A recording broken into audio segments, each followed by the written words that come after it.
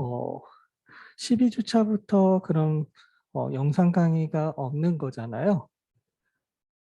와우, 좋은 건가요, 여러분? 아, 저는 약간 부담이 되긴 하거든요. 영상이 계속 남아서 혹시나 실수하는 게 없나 더 신경 써지고 좀 쓸데없는 말 안 하려고 최대한 자제하고 있어요. 네. 오전 수업에는 제가 항상 그런 것 같아요. 오전, 오후 같은 수업을 해도 오전, 오후 이렇게 계속 수업이 있을 때 오전에 이제 오자마자라 정신이 없어서 그런지 좀 잡담을 좀 많이 하거든요. 근데 오후는 그렇지 않아요. 그래서 어, 이, 그래서 항상 올릴 때 자신 있게 의료법을 먼저 삭힘이 올리고 오전 수업을 좀 쭈뼛쭈뼛 나중에 올려요. 그렇습니다. 오늘 진도는 290페이지 보건예방법에 대해서 나가도록 하겠습니다.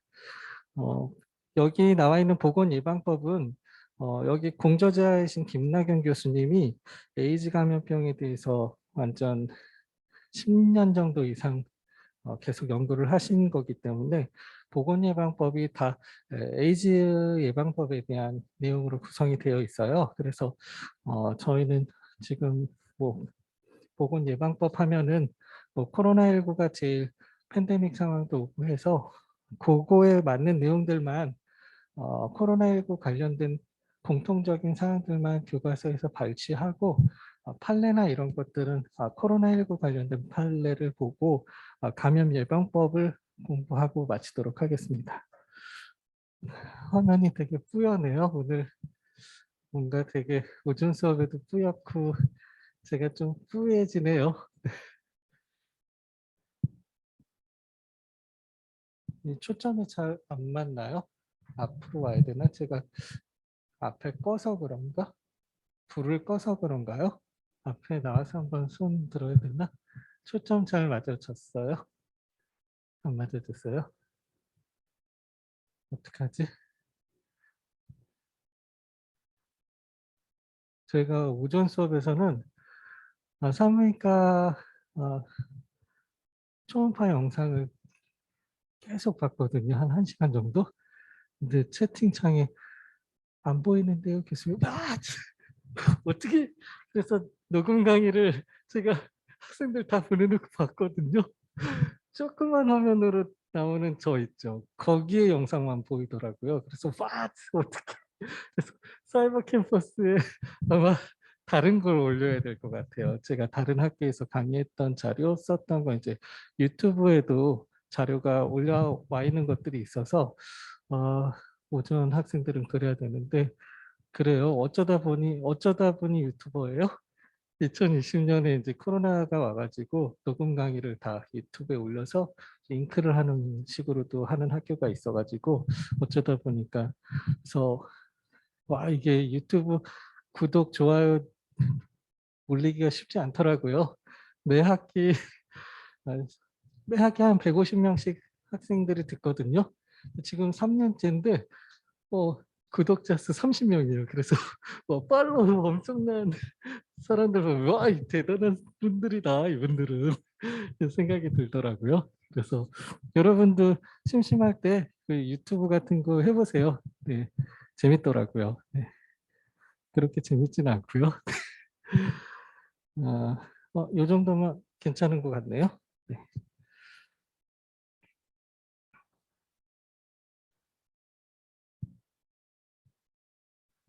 여러분 자료는 사이버 캠퍼스에 다 올라와 있는데 제가 언제 올렸죠? 오늘 아침에 올린 것 같아요. 제가 출발하기 전에 올려서 또 많이 못 본 학생들이 있을 것 같아서 네, 여러분 교재로는 290페이지 내용이고요. 이번 주 10주차 강의는 네, 보건예방법이에요. 보건예방법에 이제 로마자 5번까지 있는데 코로나19 관련돼서 여러분하고 같이 봐야 될 내용들은 로마자 1번의 의 부분하고 보건예방이 무엇인지 의의를 보고 문제 구조에 대해서 공통사항들을 보면 될 것 같아요. 규제 이념이라든지 치료와 예방 차원에서 어떤 문제가 발생하는지, 그리고 이념의 갈등이라든지 인권 침해 위험성 요소 같은 것들, 이런 것들을 보시면 될 것 같아요. 그래서 첫 번째로는 이제 교과서 290페이지 내용이고요. 보건 예방의 의의를 보시면 의료에서 국가적 통제와 후견적 간섭이 두드러진 영역이 바로 보건 예방 영역이고요. 보건 예방 영역에서는 환자의 치료와 다른 한편으로는 예방에 기초한 사회 통제 이념이 끊임없이 대립을 하고 있습니다. 그래서 이러한 문제가 두드러지는 코로나19 팬데믹 상황에서 어떻게 규율하는 것들이 문제가 되는지 우리 다음 시간에는 또 판례도 보고 하도록 하겠습니다. 그래서 291페이지에 이제 문제 구조를 보시면 첫 번째로 규제 이념으로서 치료와 예방, 우리 치료도 해야 되고 이 감염병 예방도 해야 돼요. 이러한 감염성 질병에 대한 법적 규제는 치료와 예방을 궁극적인 목표로 하고 있습니다. 이념의 갈등 상황을 보면은 이게 조금 첫 번째로 국가적 강제와 환자의 자율성이 문제가 되는데요.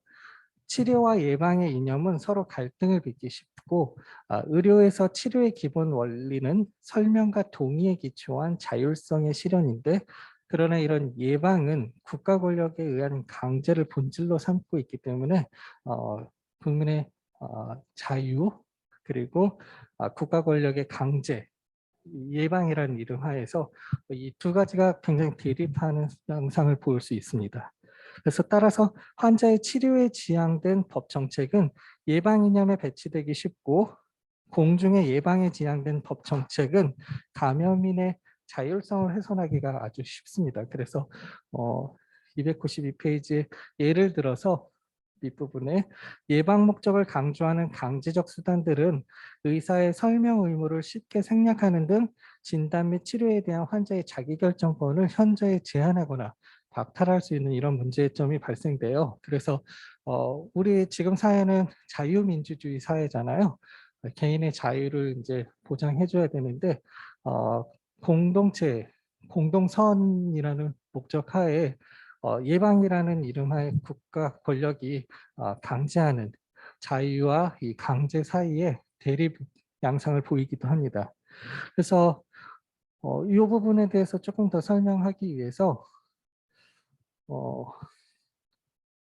법과 정의, 법 철학적 얘기를 조금 하고 진도를 나갈게요. 여러분 다 3, 4학년 학생들이라 좀 어려운 거 해도 좀 제가 부담이 없어요. 제가 1, 2학년 학생들이 많은 오전 수업에서 막 법 철학, 법과 정의 얘기하면 학생들이 거의 눈이 감기더라고요. 아침이라 그런지. 근데 여러분은 3, 4학년들이라 안 좋을 것 같아요. 법 철학에서 법과 정의에 대해서 공부를 하셨을 텐데 여러분 법이란 뭔가요? 네, 지금 법학과 4학년 학생들도 많고 3학년 학생들도 많고 해서 여러분 법이란 뭘까요?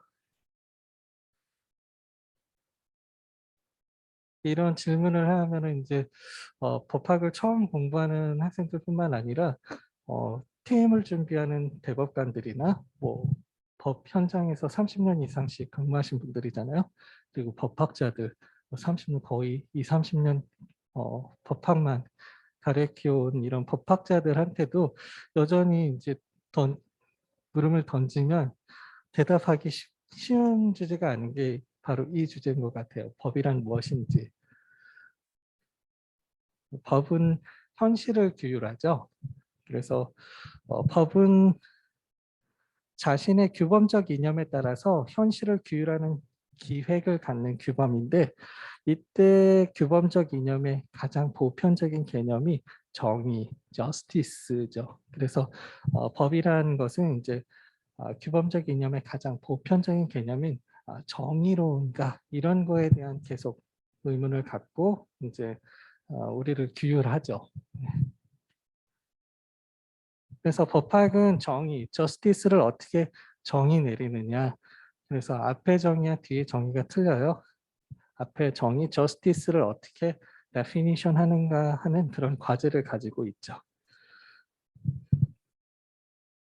그래서 몇 가지 이제 자유주의와 공동체주의 그 대립 그 양상을 보여드리려고 설명하기 전에 이제 법은 정의를 규범적 이념 요소로 갖는다라고 말씀드리고 법 실증주의에 대해서 말씀드리면 여러분 다 잘 아시겠지만 인간의 공동생활을 규율하고 인간들 사이의 갈등을 해결하는 국가에 보장된 일반적인 규범의 총체로 정의가 되죠. 법 실증주의. 자연법론과 법실증주의가 근대법 이후로 꾸준히 계속 지속적으로 내가 옳으네, 너가 옳으네 이렇게 대립 양상을 보여왔죠. 법의 기능적 사회학적 해석을 보면 법률 요건이 충족이 되면 예정된 법률 효과가 발생되죠. 실증주의적 법에 대한 개념 정의는 법 실무가들에게는 일상이기도 하죠. 그래서 뭐 일선 현장에서의 경찰관이라든지 검사, 판사, 변호사들은 이 법이 굉장히 중요한 거고 법대로 해야 돼요. 그러나 이런 법의 기본 개념 정의는 정의의 실현이라는 법의 고유한 함의를 담고 있지 못하고 있죠. 이렇게만 설명하면 이미 존재하는 실정법의 특성을 묘사하고 있는 것에 불과하기 때문에 우리가 조금 더 공부해 보면 형법 제307조 명예훼손죄예요. 명예훼손죄를 보면은 제1항이 공연히 사실을 적시하여 사람의 명예를 훼손한 자는 2년 이하의 징역이나 금고 또는 500만 원 이하의 벌금에 처해져요. 307조 제2항을 보니까 공연히 허위 사실을 적시하여 사람의 명예를 훼손한 자는 5년 이하의 징역, 10년 이하의 자격정지 또는 1천만 원 이하의 벌금에 처하는데 법실증주의자들에 의하면 이거 그대로 잘 지켜야 되는 거죠. 그렇지만은 우리가 여기서 질문을 드릴 수 있는 건 형법은 명예훼손을 범죄로 규정하고 처벌하는 것이 정의로운가라는 이런 질문을 드릴 수 있어요. 그래서 여러분은 어떻게 생각해요? 명예훼손죄인데 제307조 제2항은 공연히 허위 사실을 적시해서 사람의 명예를 훼손하면 이거는 좀 이해가 가요. 근데 제1항 같이 공연히 사실을 적시해서 사람의 명예를 훼손한 사람 아니 있는 사실을 그냥 얘기해 주는 건데 이것도 처벌받아? 괜찮은 거예요? 아니 남을 모함해서 허위 사실을 만들어서 이렇게 명예를 훼손했다고 하면 이건 당연히 처벌받아야 될 것 같은데 사실을 있는 사실을 그냥 이야기하고 했는데 얘도 처벌받네? 이런 거에 대해서 법실증주적 입장은 법에 명시되어 있으니까 그대로 따라야 되죠. 법률 요건과 그에 따른 효과를 처벌을 해야 되는 게 당연한데 자연법전론자들은 그래서 이 법이 옳은 거야? 라는 질문을 하죠. 그래서 형법이 명예훼손죄를 범죄를 규정하고 처벌하고 있는데 이렇게 처벌하는 게 정의로운 건가? 라는 질문을 던지는 게 자연법론자들이죠. 그래서 여러분은 어떻게 생각해요? 사실을 어, 허위 사실도 아니고 사실을 적시해서 결론은 사람의 명예를 훼손하긴 했지만 사실을 얘기해서 네. 예를 들어서 뭐 유명 연예인이 뭐 병원에 치료하러 왔는데 매독이었다. 사실이잖아요. 얘기했어. 물론 의료법상에 이제 비밀정보 누설죄 뭐 이게 있긴 하지만 이 공연이 사실을 적시해서 그 연예인은 명예가 실추되긴 하겠죠. 그 사람 2년 이하의 징역이나 금고 또는 500만 원 이하의 벌금에 처해질 수 있다고 해요. 너무 억울하지 않아요? 유명 연예인이라 얘기를 그냥 있는 사실을 했는데 처벌받게 돼 있어요. 어, 네, 여러분들이 좀 생각해 주셨다가 얘기해 주세요. 네, 저도 궁금해서. 저도 대부분의 형법 교수님들은 법실증주의자거든요. 근데 저는 이제 자연법론적으로 좀 많이 치우쳐져 있어서 명예훼손죄 보면은 그래 307조 제2항 뭐 당연히 처벌받아야 됨이 마땅하지만 이랑 현 우리 사회에서 어떻게 처벌받고 얘도 처벌받아야 될지는 조금 생각해 봐야 될 것 같아요. 그래서 법과 법학의 임으로써 정의를 살펴보면은 법의 임으로써 정의는 법의 개념에 정의라는 정의의 실현이라는 의미가 포함되어 있지 않으면 안 되고 타당성을 주장할 수 없는 규범은 법이 될 수 없다라고 이야기할 수 있죠. 우리 역사적으로도 나치 형법이라든지 그리고 라드브르크는 그래서 법률적 불법과 초법률적 불법 이렇게 어, 두 가지로 구분해서 설명을 하고 있고요. 오늘날 시민사회 인권운동이라든지 시민불복종운동, 시민불복종운동 법에 이렇게 명시되어 있어도 나는 처벌을 감수하면서까지 난 반대하겠다. 처벌해라 이런 거죠. 네. 그리고 법학적 정의론의 임무는 법이 정의를 실현하는 기획을 갖는 규범이라면 법학도 정의를 쫓는 학문이어야 하고 학문으로서 법학은 있는 것, 현재 실행되고 있는 현행법뿐만 아니라 있어야 할 법의 이념을 기획하는 학문이어야 되겠습니다. 그래서 정의가 무엇인가에 대한 법학의 대답은 한 가지가 아니죠. 그래서 사물의 본성, 네, 당위와 이원, 존재와 당위의 이원, 메토덴 두알리스무스인데 네, 사물의 본성, 네, 그 사물에 원래 가지고 있는 그런 뭐뭐로서의 가치가 있다라는 거죠. 그리고 인간의 본성이라든지 뭐 최대 다수가 최대 행복을 누릴 수 있는 게 정의라고 내리기도 하고 공리주의자들이나 뭐 그리고 평등 취급 원칙이라든지 규범의 보편화 가능성 이런 것들이 정의롭다라고 하는데 어느 한 가지가 정답이 될 수는 없어요. 그래서 그렇다면 이제 정의란 무엇인가? 정의의 문을 여는 마스터키를 찾을 수 있을까? 많은 학자들이 평생 걸쳐서 연구해도 마스터키는 찾기가 어렵죠. 네, 그래서 기독교적 정의관은 하나님의 이성으로부터 도출된 자연법 혹은 이성법에서 찾으려고 하고 있고 칸트의 정의관은 실청 이성으로부터 정의의 단서를 찾으려고 했지만 뭐 쉽지는 않아요. 네, 그리고 자연법론이 정의는 실체로서 존재한다는 이런 신념을 가지고 있지만 법실증주의는 정의가 법 제정 권력자의 권위, 힘 이런 데서 온다고 보고 있죠. 그래서 오늘날의 법의 정의를 논의하려고 하면 자연법론과 법실증주의 대립으로서 자연법은 옳은 것 그리고 법실증주의는 힘, 법 제정 권력 힘에서 나온다고 하는 거죠. 그리고 자의주의와 공동체주의의 대립 속에서 나오는 옳음과 좋음. 우리가 이렇게 자연법론과 법실증주의가 계속 정의가 무엇이다 이렇게 서로 대립하고 있고 자유주의와 공동체주의 특히나 우리 자유민주주의 사회에서는 개인의 자유, 인권이 최고의 가치잖아요. 근데 테러 위험, 9.11 테러 이후로 테러라는 이름 하에 공동체에 더 이익이 가는 개인의 자유는 좀 묵살되더라도 공동체 이익이 앞서야 된다라는 게 이제 공동체주의예요.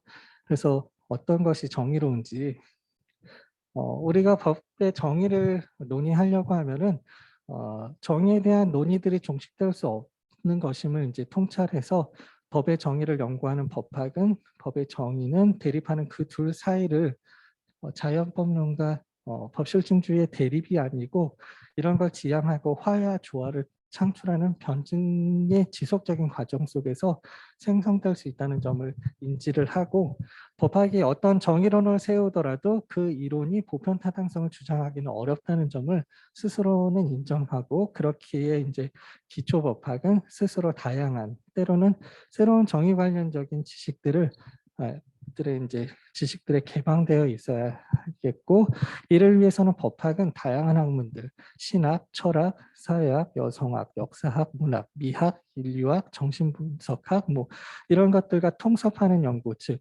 학제적 연구를 수행해야 한다고 볼 수 있겠습니다. 그래서 요즘에는 막 법학만 파지 않죠. 막 다른 학문하고 막 교류하고 그래요. 특히나 가톨릭 대학은 연구 교수동이 법학과 교수들만 있지 않고 여러 과 교수들이 같이 있어서 학제적 연구를 하기가 되게 용이하게 돼 있는 학교인 것 같아요. 다른데 고대만 봐도 고대 법학과 저 제일 꼭대기에 있거든요. 지하철 3호선에서도 고려대학에서 올라가면 진짜 죽을 것 같아요. 진짜. 그리고 각 단과대학들이 단과대학별로 다 모여져 있기 때문에 특히나 코로나 바이러스 때문에 같은 고대 소속이어도 자기 건물 출입증 아니면 못 들어가거든요. 그 정도예요. 법학관도 그전엔 다 개방이었는데 법학관 따로 CJ 법학관 따로 CJ 법학관은 그 로스쿨 학생들 열람실들이 있거든요.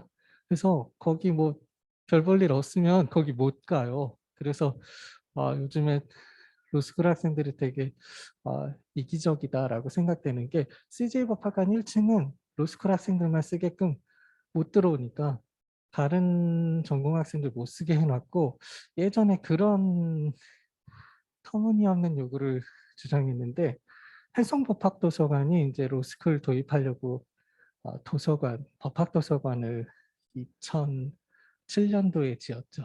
2007년도, 2009년부터 로스쿨 도입해서 우리 이런 건물이 있습니다. 교육부의 승인을 받아야 되니까 2007년도에 해성법학도서관을 만들었는데 로스쿨 학생들이 와서 다른 전공 학생들 쓰지 마라. 여기 법학도서관 아니냐. 법학과 로스쿨생들만 쓰겠다 이런 거예요. 그래서 학부 학생회장이 되게 똑똑했던 것 같아요. 그래 좋다. 그러면 너희 고려대학교 다른 도서관들 쓰지 마라. 이렇게 된 거예요. 어, 그때 법학도서관 말고도 도서관 굉장히 많거든요. 중앙도서관, 과학도서관, 뭐 도서관 굉장히 많은데 그래 우리 안 쓸게. 대신에 너는 다른 도서관 쓰지 마. 이렇게 된 거예요. 그래서 미안해 이렇게 됐어요. 그런 것 같이 네. 지금 막 코로나 때문에 다른 과들 건물도 못 가고 이런 상황에서 가톨릭 대학은 역시 가톨릭 대학인 것 같아요. 너무 멋있어요. 그 연구동 가보니까 법학과 교수님 바로 옆에도 막 회계학과 뭐 다른 과 교수님들이 있어서 교수님들도 그런 학제적 연구를 같이 하시기가 되게 편하게 돼 있다고 말씀을 하시더라고요. 그래서 법적 정의를 연구하는 이 출발점은 이런 학제적 다양한 학문가의 학제적 통섭하는 연구가 필요할 것 같다라는 이야기고 오늘 이제 말씀드리려고 했던 게 법적 정의로서의 좋음과 옳음과 좋음인데 자유주의와 공동체주의 사이에서 법적 정의가 어떤 것이 정의로운 것인가 이야기하기 위해서인데요. 네, 제가 만들어 봤는데 조잡스럽네요.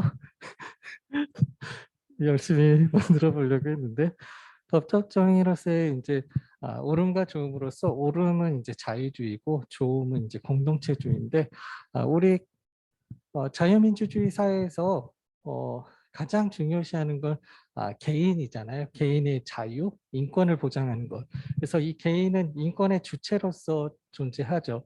그래서 국가라는 이 바운더리, 이 테두리가 개인의 자유와 인권을 보장해 주는 게 자유주의 국가의 기본 이념이고 우리 계속 이런 걸 따라왔죠. 근데 특히나 9.11 테러 이후 테러라는 이런 명목하에 미국에서 비행기 시큐리티 검사할 때 막 전수 검사하고 몸 전체 다 스캔하고 막 여러분 당해본 적 있어요?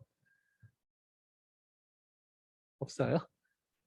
저도 당했죠. 아일랜드 공항에서 아일랜드 공항에서 아마 미국 들어갔을 때 미국이 아일랜드에서는 뉴욕 가는데 4시간밖에 안 걸리거든요. 우리나라는 뉴욕 가려면 16시간 걸려요.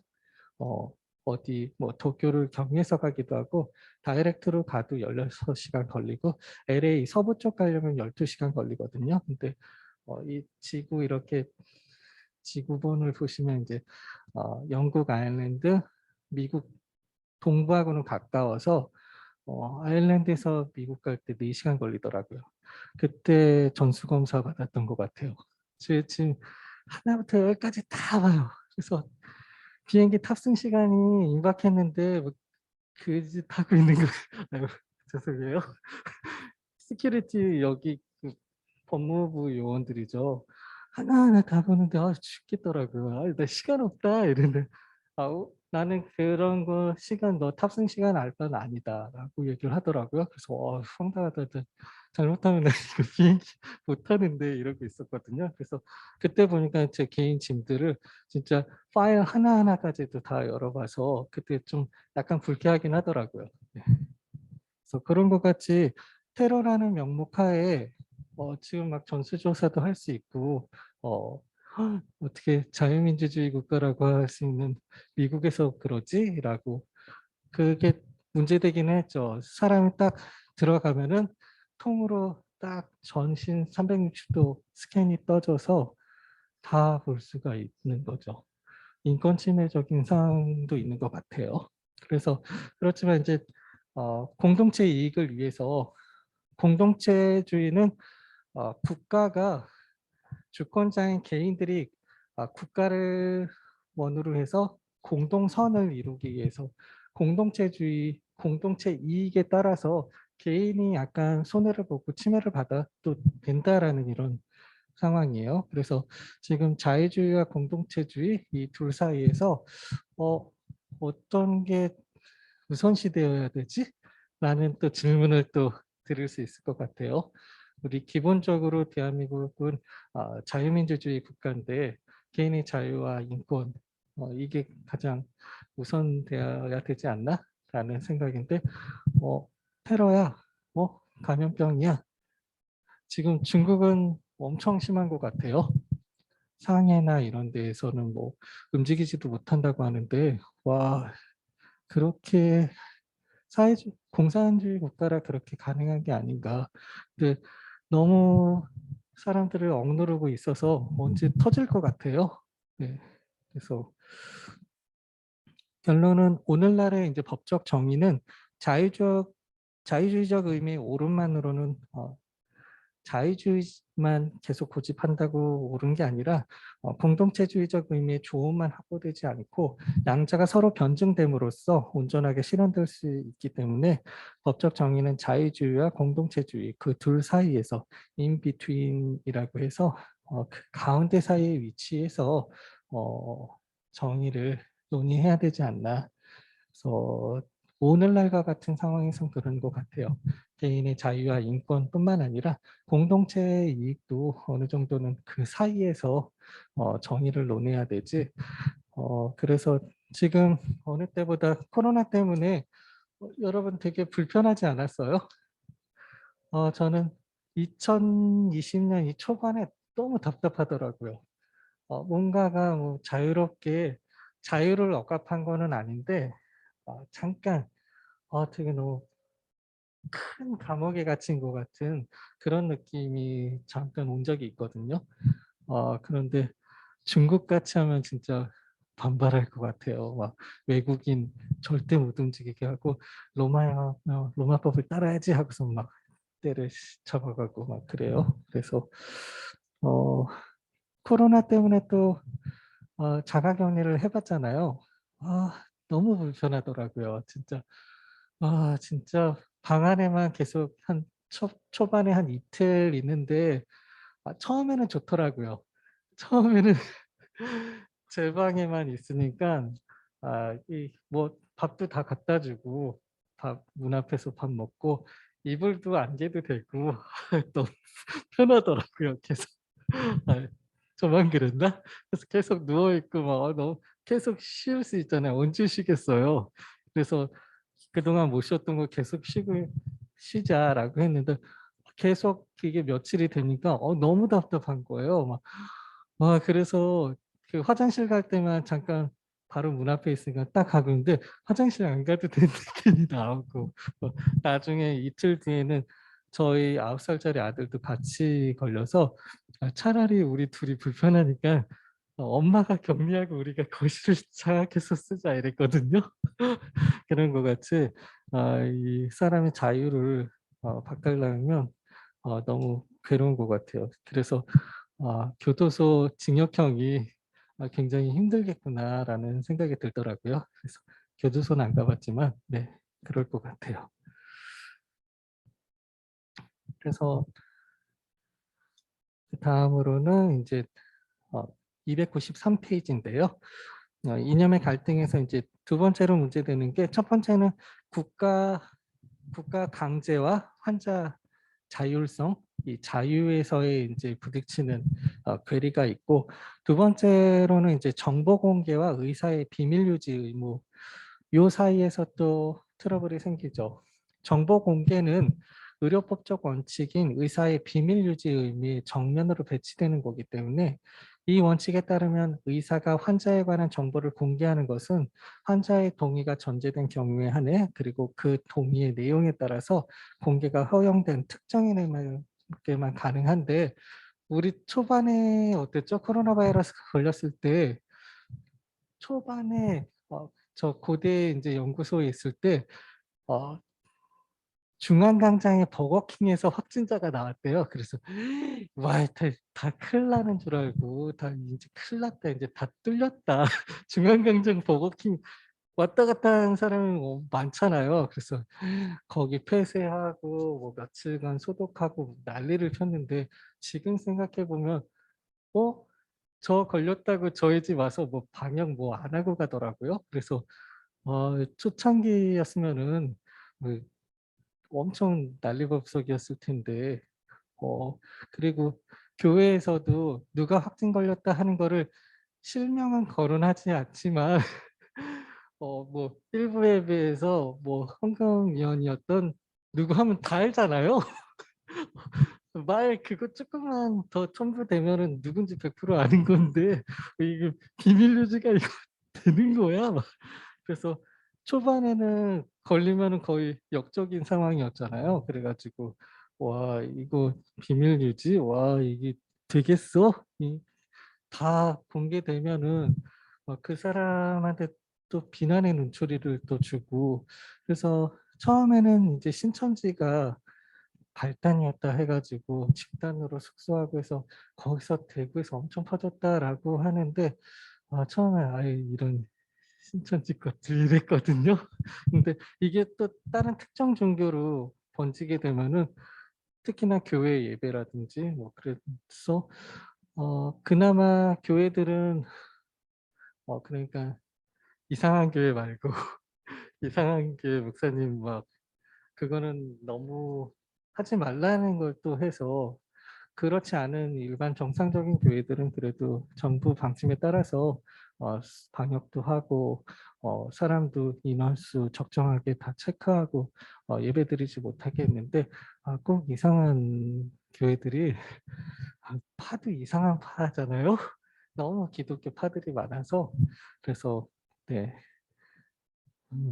그렇게만 안 하면은 어느 정도는 정부 방침에 따라서 가는 게 맞기는 하죠. 그래서 독일 메르켈 총리가 뭐 총리 생활 10몇 년 했잖아요. 그래서 나와서 뭐 그렇게 강제적으로 한 케이스가 없는데 코로나 바이러스 방역에 관해서는 정부 지침을 반드시 따라주라고 유일하게 호소한 게 코로나 관련된 사항이라고 하더라고요. 네, 그래서 그렇고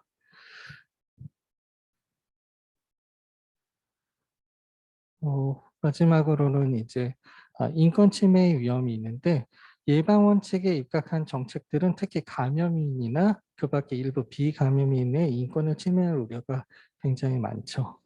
그래서 처음에 그런 식으로 비밀 유지 의무가 있음에도 불구하고 이거 지켜지지 않아서 막 어, 그래도 우리나라는 좀 시민의식이 높은 것 같아요. 뭐 초반에 저도 이 코로나 바이러스가 중국 특정 지역에서 왔다고 해서 처음엔 저도 앉아 있는데 그렇더라고요. 전철 딱 타고 있는데 빈자리 있어서 딱 앉았는데 옆에 사람들 둘이 얘기하는데 중국어로 얘기하는 거예요. 그래서 씨, 여기 사람들 왜 앉아 있는지 인지하겠네 이랬거든요. 네, 중국은 막상 가보면은 막 한국인들 뭐 관련돼서 감염자다 하면 막 거의 막 아파트도 쫓고 막 이런 상황이었다고 하더라고요. 그래서 아예 저희 와이프 사촌 동생이 이제 상해에서 오래 살았는데 아예 상하이 생활 접고서는 한국으로 올 정도니까 중국은 더 심한 것 같아요. 그래도 우리나라가 살기가 방역도 되게 잘해서 초반에 어, 많이 사망자도 많이 안 나오고 한 것 같기는 해요. 여러분은 어떻게 생각해요? 제 얘기만 한 것 같네. 네. 처음에는 코로나가 좀 세가지고 마스크 쓰는 게 되게 도움이 됐다라고 했는데 맞는 거예요?